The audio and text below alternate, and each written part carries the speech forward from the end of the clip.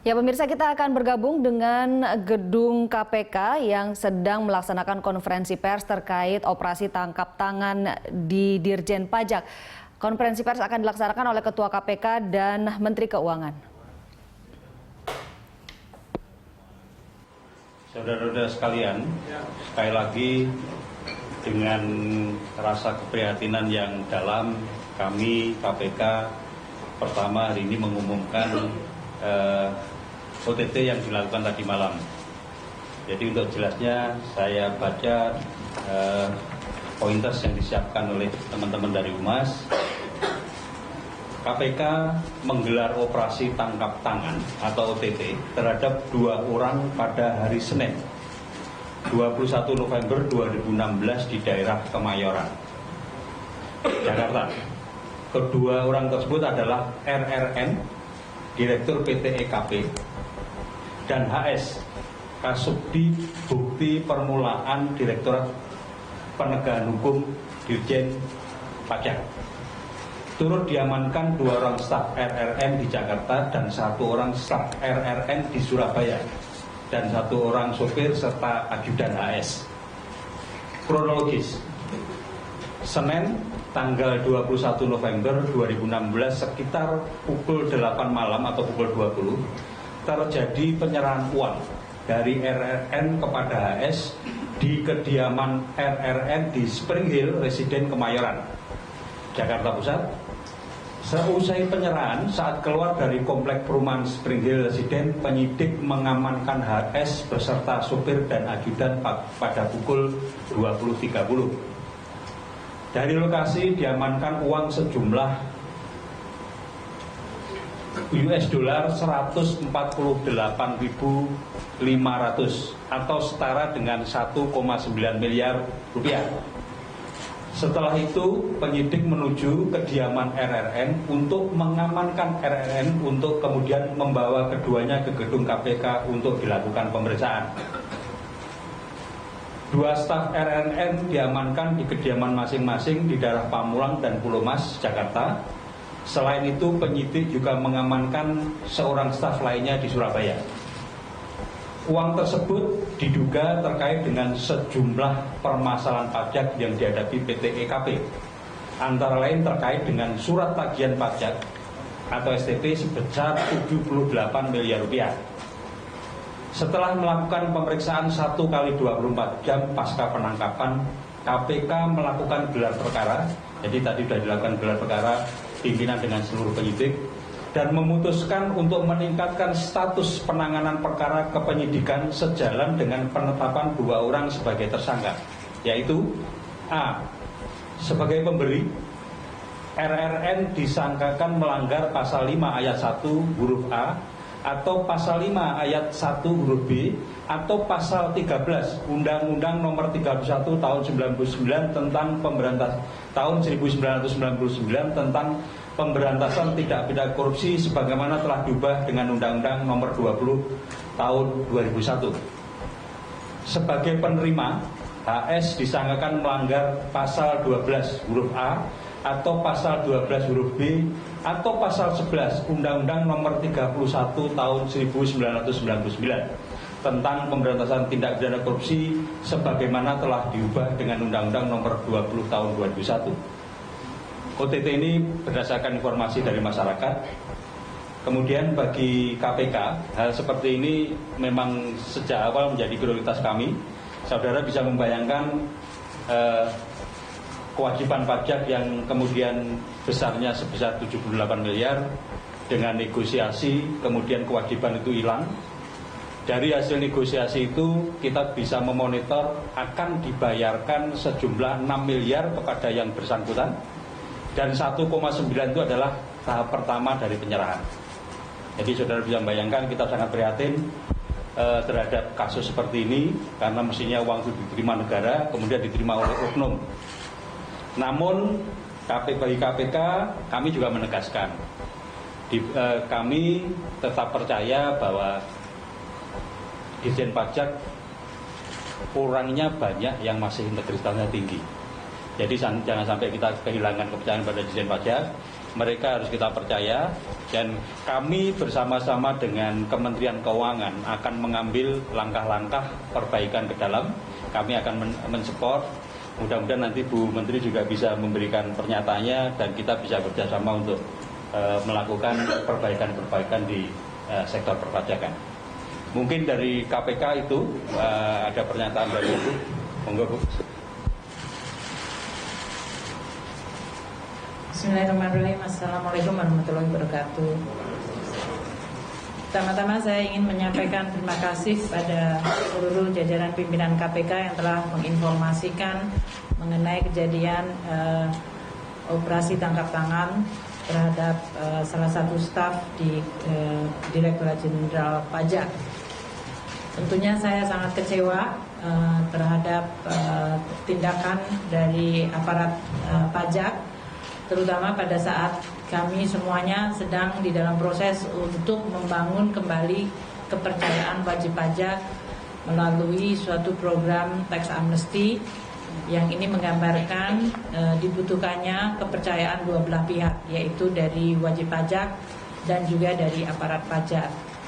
Tindakan yang dilakukan oleh Oknum HS dari Direktorat Jenderal Pajak mencerminkan suatu pengkhianatan terhadap prinsip-prinsip tata kelola yang baik, integritas, dan kejujuran yang selama ini merupakan nilai-nilai yang dianut oleh Kementerian Keuangan dan Direktorat Jenderal Pajak. Jadi merupakan suatu tindakan yang mencederai nilai-nilai dan tentu juga mencederai kepercayaan dari koleganya yang lain. Seperti dikatakan oleh pimpinan KPK, Pak Agus, bahwa sebagian besar dari jajaran Direktorat Jenderal Pajak adalah aparat yang punya komitmen tinggi untuk membangun institusi pajak menjadi institusi yang bisa dipercaya oleh publik untuk mengumpulkan kewajiban pajak bagi kebutuhan negara ini untuk membangun. Jadi ini adalah salah satu bentuk pencederaan yang sangat serius, yang sangat mengecewakan bagi seluruh jajaran Direktorat Jenderal Pajak dan tentu bagi pimpinan di Kementerian Keuangan, termasuk saya sendiri secara pribadi yang sangat kecewa. Kami, Kementerian Keuangan, saya sendiri akan terus mendukung langkah KPK untuk mengusut kasus ini secara tuntas. Kasus ini sudah masuk di dalam proses penegakan hukum, dan oleh karena itu Kementerian Keuangan akan berkomitmen membuka akses yang seluas-luasnya bagi KPK untuk mendalami kasus ini. Karena saya sangat menginginkan bahwa momentum ini akan menjadi salah satu trigger atau pemicu yang kredibel bagi pembersihan dan perbaikan Direktorat Jenderal Pajak. Kalau kami selama ini berkomunikasi bahwa melalui tax amnesty dan reformasi kami ingin membangun kepercayaan publik, maka kami menganggap bahwa hikmah dari OTT ini adalah suatu upaya yang jauh lebih sistematis dan kredibel untuk membangun Direktorat Jenderal Pajak yang bersih dari korupsi dan memiliki nilai integritas yang baik. Kami juga akan bekerja sama dengan KPK untuk mengintensifkan berbagai upaya pencegahan korupsi dan memperbaiki sistem tidak hanya di Direktorat Jenderal Pajak, tadi di Kementerian Keuangan keseluruhan. Kami menganggap bahwa Kementerian Keuangan merupakan lembaga yang sangat penting, sangat strategis yang memiliki amanah untuk mengelola keuangan negara secara bersih dan kredibel. Dan itu tidak mungkin dilakukan secara sendiri tanpa ada bantuan dan dukungan dari institusi yang kredibel seperti KPK. Sehingga saya sangat menyambut dan meminta untuk KPK membantu kami. Sehubungan dengan reformasi di Direktorat Jenderal Pajak yang telah saya sampaikan beberapa saat ini, maka saya akan segera membentuk dan mengumumkan tim reformasi di Direktorat Jenderal Pajak yang tidak hanya menyangkut masalah korupsi, tapi menyangkut 5 hal yang sangat strategis. Yang tentu pertama adalah masalah SDM dan Code of Conduct, yang ini menyangkut masalah integriti, pembersihan terhadap aspek-aspek perbaikan skill, kompeten, dan profesionalisme. Yang kedua adalah menyangkut masalah information system dan database, karena ini akan sangat membantu kami untuk mengidentifikasikan kewajiban dari wajib pajak secara objektif dan mengurangi interaksi dari aparat pajak secara tidak perlu yang kemudian bisa menimbulkan berbagai transaksi seperti yang terjadi pada OTT ini. Yang ketiga, kami perlu dan memandang penting untuk memperbaiki bisnis proses di dalam Direktorat Jenderal Pajak. Ini termasuk Code of Conduct ini akan menjadi sesuatu yang buruk kalau tidak ada bisnis proses yang kredibel di dalam Direktorat Jenderal Pajak. Dan ini merupakan salah satu PR kita untuk memperbaiki proses bisnis internal Direktorat Jenderal Pajak. Yang keempat, kami perlu untuk memperbaiki dari sisi struktur kelembagaan, termasuk dalam hal ini berbagai macam struktur organisasi dari Direktorat Jenderal Pajak sendiri, termasuk hubungannya dengan Kanwil dan berbagai kantor-kantor pelayanan. Selama ini kami mendesainnya berdasarkan LTO, staf khusus maupun Madya dan Pratama, masing-masing memiliki tingkat kerawanan yang berbeda-beda. Dan oleh karena itu perlu untuk dilakukan suatu kaji ulang mengenai keseluruhan struktur dan scope of work-nya. Dan yang terakhir tentu saja di dalam reformasi perpajakan adalah memperbarui seluruh RUU atau undang-undang yang mengatur mengenai perpajakan. Dan ini termasuk undang-undang KUP, undang-undang PPH, undang-undang mengenai PPN. Yang kami sekarang sedang di dalam proses untuk satunya KUP sedang membahas dengan Dewan, dan yang dua lagi PPH dan PPN sedang di dalam proses untuk perbaikan di dalam draft RUU amandemennya. Mungkin itu 5 hal yang kami lakukan sehingga reformasi pajak menjadi suatu bentuk komitmen kami untuk terus mengembalikan kepercayaan publik. Saya tahu ini adalah proses yang panjang dan sering proses ini menuai kekecewaan begitu kita mendengar berbagai kasus seperti ini, OTT, atau dulu kita punya kasus Gayus, itu terus-menerus mengecewakan kita, tapi ini tidak membuat kami untuk menyerah di dalam memperbaiki institusi. Karena saya juga percaya seperti Pak Agus bahwa sebagian besar atau mayoritas dari jajaran di Direktorat Jenderal Pajak adalah mereka yang memiliki komitmen yang sangat tinggi untuk membangun Indonesia dan membangun Direktorat Jenderal Pajak secara baik. Mereka orang-orang yang saya sering mengatakan tidak pernah lelah mencintai negara ini dengan berbuat baik. Jadi saya berterima kasih kepada KPK atas tindakan ini, karena ini menjadi pengingat kepada kita bahwa PR kita masih panjang, namun tantangan juga tidak mudah, namun kami sangat percaya diri bahwa dengan bantuan seluruh pihak termasuk KPK kami akan berhasil. Terima kasih. Tambah lagi dikit. Saya ingin menambahkan sedikit yang berhubungan dengan OTT kali ini, bahwa sebagaimana telah sering disampaikan.